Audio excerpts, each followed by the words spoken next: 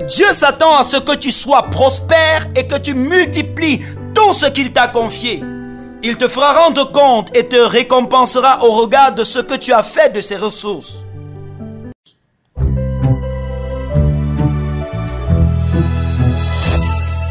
Aussi vrai que la parole ne sort point de la bouche de Dieu sans produire un impact, votre vie ne restera pas la même après ce breakfast intitulé « Multiplier ».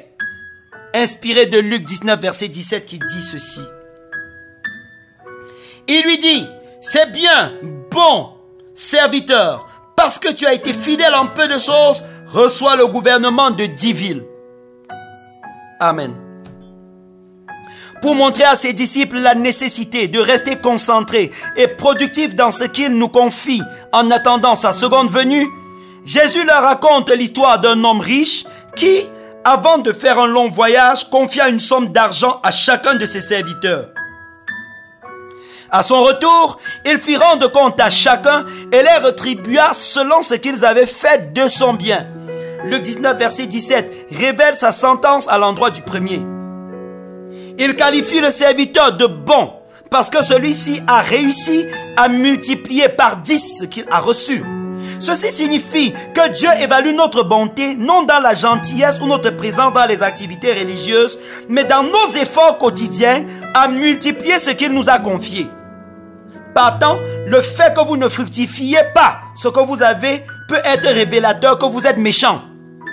Qu'avez-vous fait des capacités naturelles, des dons spirituels, biens matériels, connaissances intellectuelles, beauté corporelle que Dieu vous a donné? Dieu s'attend à ce que vous multipliez ce qu'il vous a donné. Le maître estime que le serviteur est fidèle parce qu'il a multiplié la mine qu'il lui avait confiée. Or, si vous relisez les versets précédents, vous verrez que nulle part il ne leur a dit de manière explicite d'aller investir sa mine. Ceci veut dire que c'était tout simplement un principe pour lui. Même s'il n'avait rien dit, ses serviteurs le connaissant devaient savoir que leur maître aime la multiplication et se mettre au travail. Dieu aime la multiplication. Il vous a créé pour multiplier, pour faire prospérer tout ce que vous touchez. Même s'il ne vous dit pas explicitement de le faire, refusez de faire stagner les choses que vous avez reçues. Investissez, travaillez, multipliez. La pensée de multiplicateur de Dieu doit vous inspirer dans ce que vous faites. Que vous soyez employé, chef d'entreprise ou commerçant. Si vous êtes un employé, sachez qu'une vraie élévation dans votre profession ne viendra pas parce que vous avez calomnié les autres, couché avec votre patron ou adhéré aux loges, mais parce que vous avez été rentable pour votre entreprise. Veillez à ce que le bénéfice que vous ramenez en entreprise soit supérieur à ce que vous recevez comme salaire. Toute entreprise où les promotions sont faites sur la base des combines et des harcèlements sexuels ou des camaraderies de loge finira par s'écrouler. Si vous êtes dans une entreprise pareille, ne cédez pas à ces pratiques. Faites parler vos résultats. Même si le Seigneur tarde, sachez qu'il reviendra finalement et fera rendre compte à chacun de nous.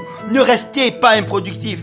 Qu'importe ce que vous faites, multipliez. Amen. Cher multiplicateur divin qui nous a écoutés ce matin, est-ce que vous permettez que nous puissions prier ensemble?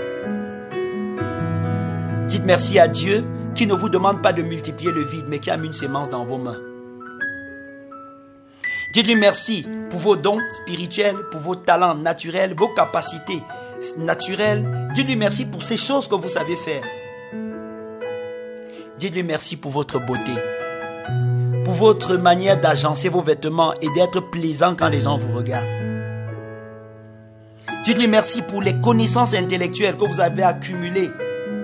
Certains ont lu les mêmes livres que vous, mais n'ont rien retenu ou ont tout oublié. Dites merci à Dieu pour vos connaissances. Maintenant, observez votre vie et demandez pardon à Dieu pour toutes les gaffes que vous avez faites en détruisant les semences qu'il vous a données. Repentez-vous du fait que les choses stagnent entre vos mains.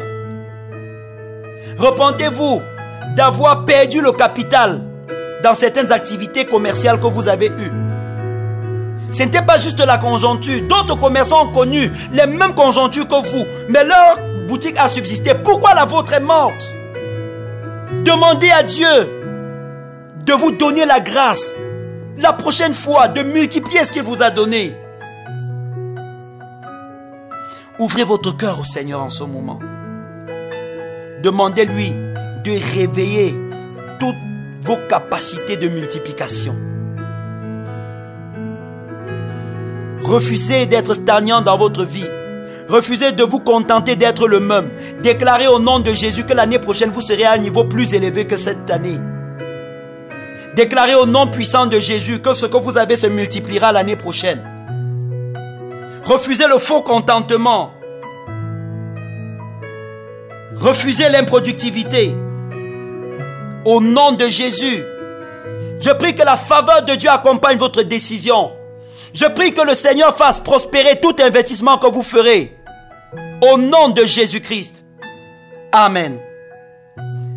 Cher multiplicateur qui nous a suivis ce jour, nous vous encourageons à continuer à prier après et à laisser que Dieu aiguise vos connaissances et votre soif de lui en suivant les autres ressources que vous allez trouver dans notre page Pasteur Valérie Tchamecoin ou sur notre chaîne YouTube GoTV CM. Soyez bénis.